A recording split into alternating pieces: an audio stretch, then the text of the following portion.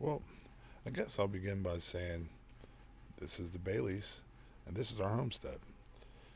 About 5 years ago, we had the conundrum of an idea to buy this property and turn it into a homestead. Not a full time homestead, but a homestead nonetheless. If you look there, you can kind of see what kind of condition it was in. Take a minute and get a thorough look. There's a lot of work to be done, guys. We started by cleaning up all the junk in the yard, and there was like 2 or 3 box truck loads of junk, big box trucks. Then we started hacking down all the weeds and grass. It took us about 3 weeks, my wife and I, to go out there, 4 or 5 trips with lawnmowers and weed whackers and everything you can think of, all type of tools to pull out logs and wire in the grass and old stuff laying around.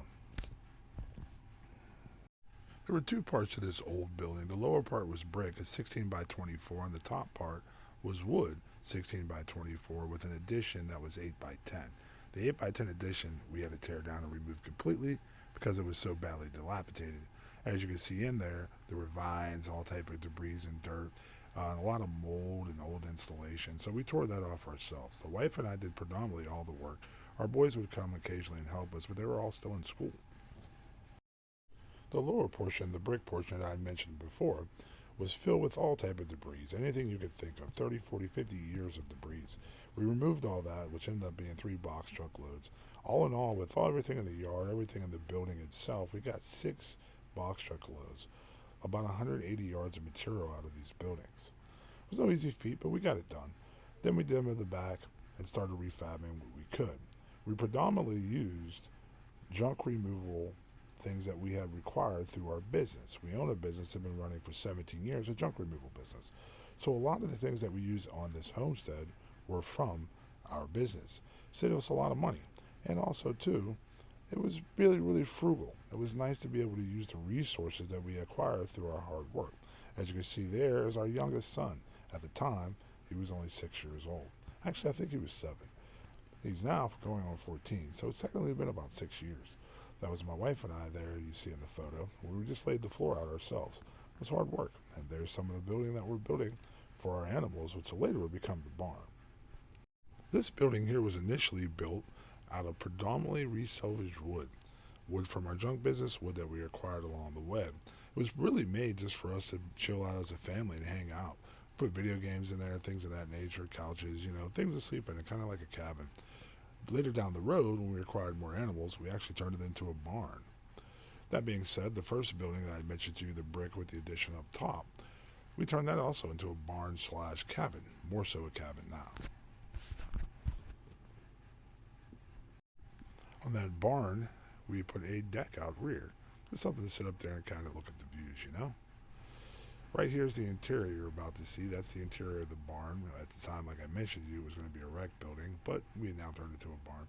90% of this wood came from us milling it, finding it, or getting it excessively cheap, 2 to 3 cents for a pallet board is what we were finding them for if you bought them in bulk. That was my youngest son right there. He's now 14, much bigger and much taller now. But there's the outside. There's the finished product there. As you see, we use pallet boards predominantly and milled wood that we got off of our land. Some of the studs and things like that I bought at the store, but predominantly it was reused and repurposed wood. That floor turned out really, really nice, I think. I'd like to say so myself. But there you go. That's milled wood right off of our own property. We did it all. We did predominantly all this, and it was really, really, really fun. I always say if you want to do something, you could do it. Just give it a shot. But yeah, that's what it looked like, guys, right there. Yeah, with the first year and a half, we stayed out there a good half dozen times. A lot of weekends. It was a lot of fun. But eventually, acquiring animals, it was more sensible for us to turn it into a barn, which we did. And the animals thank us. A lot more safe. The first year, as you can see there, guys, this is all the wood and pallet boards that we require, my wife and I. And we get them for a really reasonable price. Like I said, 3 cents sometimes for a board, and even free.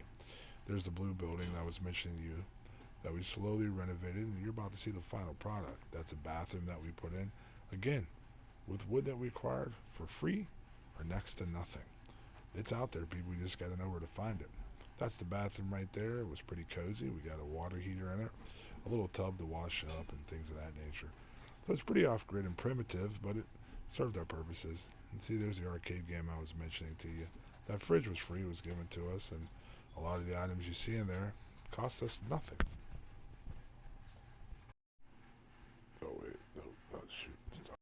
Right there in the far left corner, you can see a Vermont's casting stove that we acquired in Pittsburgh. It was a great find. It worked really, really well. Well, there's the final product, guys. That's what it looks like. Currently, it's actually a little different. There's a metal roof on the building to the right now. But really, that's pretty much how it looks. Took a lot of work. That wall I put there because people speed down that road. Those were rocks that we acquired through Bailey's Junk Removal, the business we run. We sell them, and oftentimes we keep them too. But yeah, there you go, guys. You get a good look at what we did. And that took about 3.5 years, and we're still always working on something out there. Currently have a project going now, which you'll see later in these photos. But these are all the photos and things that we did. Another wall that we did out of concrete and some rocks that we had, just to give it some character, but also for protection. If a car comes off that side of the road, it's definitely not going to burrow into your animals and or you. And that's kind of the idea. And here you get a better view of what the property looks like with the wide view. It's actually a little over an acre. It goes all the way at the top there. And at the top, we have a swimming pool that we just put in not too long ago, which you'll see later. There's one of our sons and some of our chickens that we acquired. As I had mentioned, as we started acquiring animals, ducks, quail, chickens, guineas, sheep, that's predominantly what we have now. We upgraded our infrastructure, if you will, and made sure that we have the appropriate things necessary to keep them safe, which mainly was a barn and fencing, which we built all the fencing ourselves and from miscellaneous wood. And a lot of the chicken wire and fencing we found really cheap and just got for free. And then there was the occasional person that would randomly drop off chickens to us, usually roosters. And as we acquired more and we got more savvy with it, we actually started incubating our own and making our own chickens and ducks and all that stuff. I would say making them and incubating them until they hatch and raising them.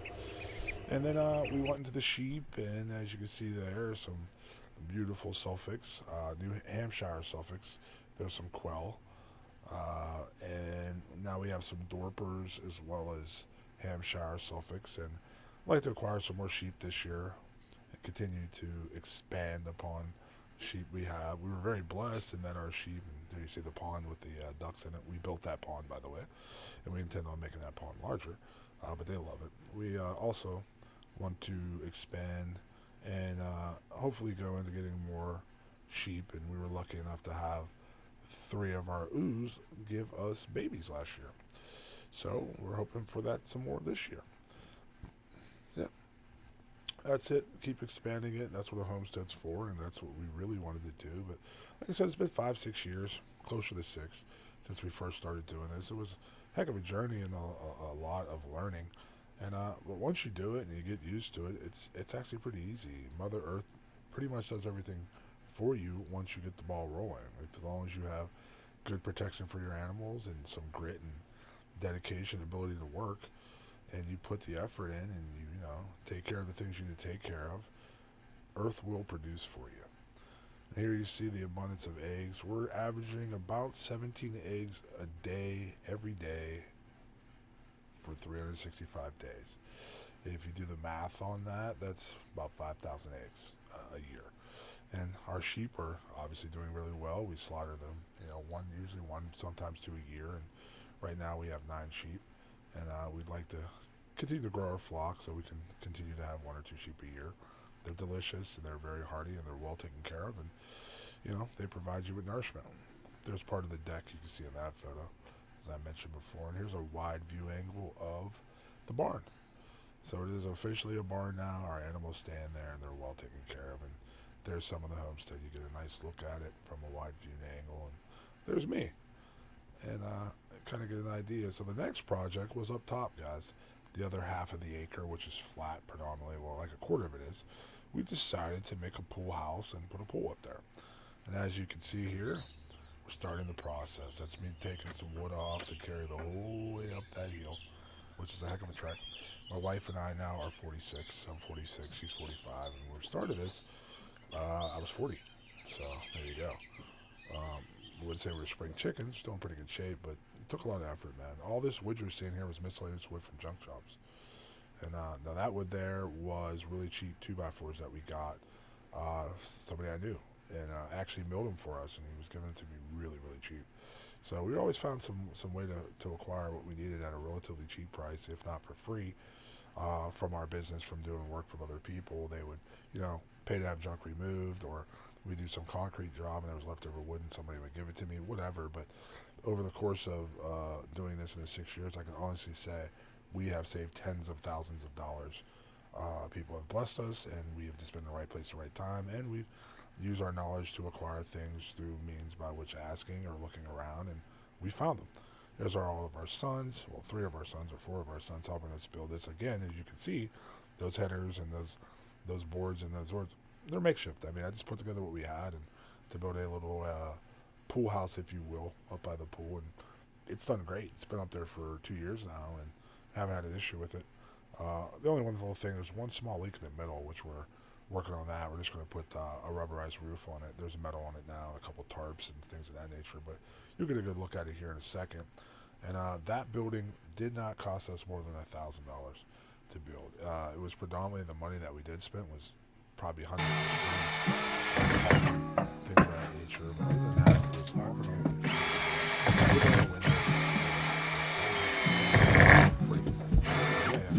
you can acquire a lot. There's a lot that go to the landfills that doesn't have to, as you can see right there. It's predominantly plywood, wood that we just put together, miscellaneous pieces on the floor.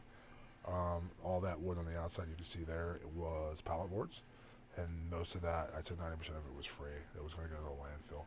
The floor was pallet board 2x4s, free. It was going to go to the landfill. All that wood, it was just wood that we found from junk jobs, and some of it was stuff that we got from some local businesses that would otherwise throw it away. And we made a building out of it, which we're about to see here.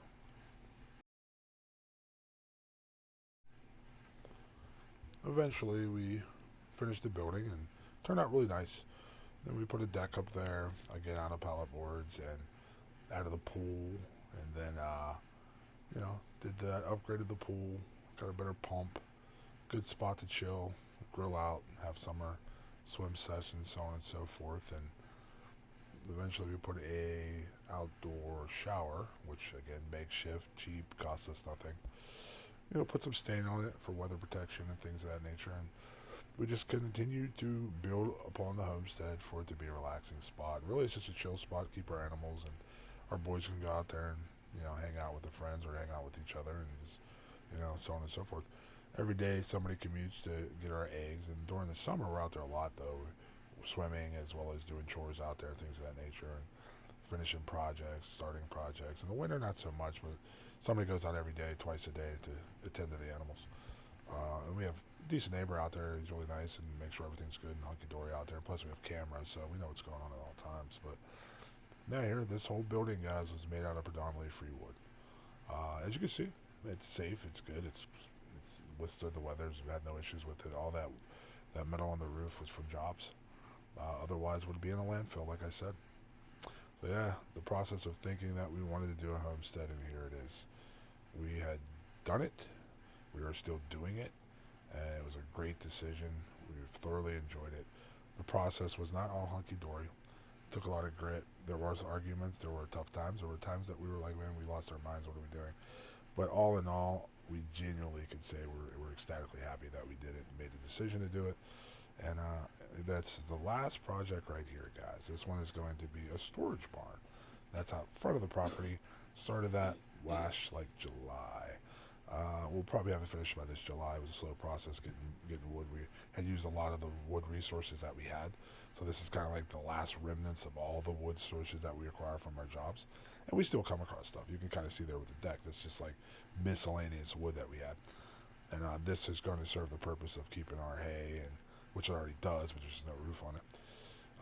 And here's all of our fruit, guys, that we planted and started, and grape trees and growing things out there, and we have strawberries and berries, natural berries on the property. And it's a homestead's not a homestead without fruits and stuff like that on it, in my opinion.